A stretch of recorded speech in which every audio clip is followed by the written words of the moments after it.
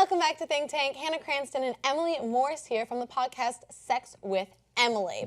Hi. So I think for a lot of people, sex can be either uncomfortable, right? They feel not super open with their partner or something like that, nervous around their partner, or they might have been having sex for a long period with their partner, and maybe it's getting a little stale, okay? So how do people fix bad sex?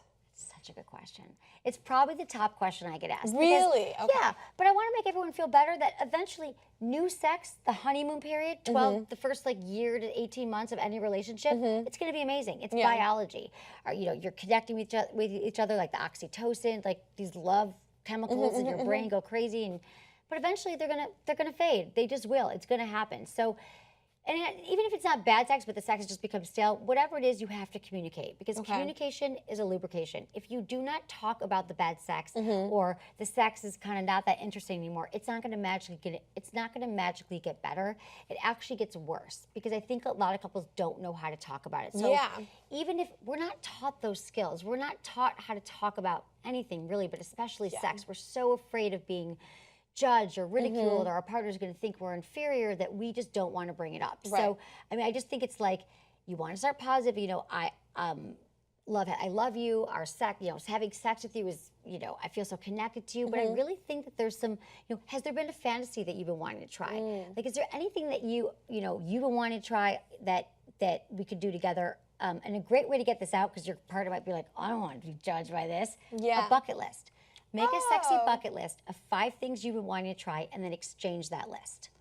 That's so fun. And then you both have to read it. So you're like, oh, you want to have sex outdoors, or oh, you want to try a toy. You want me to tie you up. And how fun it'll be if they overlap. If they overlap, that's what you're doing tonight, right? Yeah, that's so great. I love that idea. Yeah, so that's a really great one. I think also slowing down across the board, that a lot of bad sex happens because we're not warmed up, we're not paying attention to our partner. I mean, most of the signals that you need are being emitted, transmitted to you by your partner, but a lot of times during sex, we're in our own head. And we're thinking, God, is she gonna like this? Is he gonna like it? But if you really slow down and you start to pay attention, you'll realize oh, she didn't moan at all, or he's not even interested. So they're kind of giving you that information anyway. So just slow down, bring back foreplay.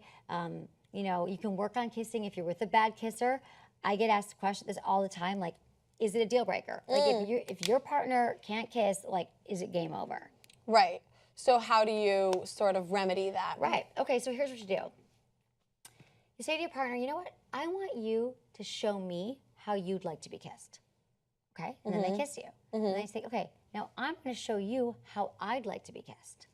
Oh. And then you're like, okay, I get it. And then you can kind of have this little amalgamation of what you both want and create your own kissing style. Yeah.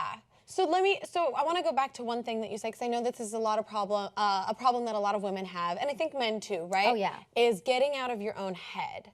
And I think that has to do with communication as well. I think you get so much in your head, am I going to be judged for this, right? You're holding yourself back with body image, with our emotions. So how do you, both in communication style, but also in the bedroom, get out of your own head?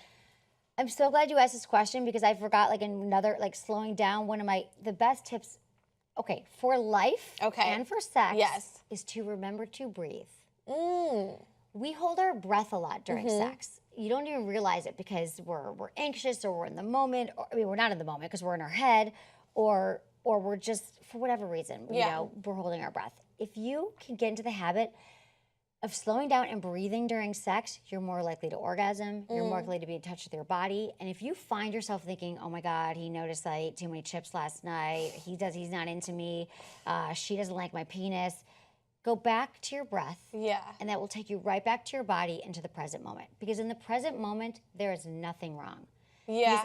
Because everything is wrong. Everything that you think is wrong is manufactured by your mind, so it's actually not true. Yeah. No, I think you're very onto something. I went to a meditation class recently. Nice. With a man friend, and I felt more connected to him. We weren't even talking, but I felt more connected to him after that experience than any other time that we had hung out. And I think that's absolutely meditation will connect couples. I'm telling you, because and everyone was like, oh, I can't meditate.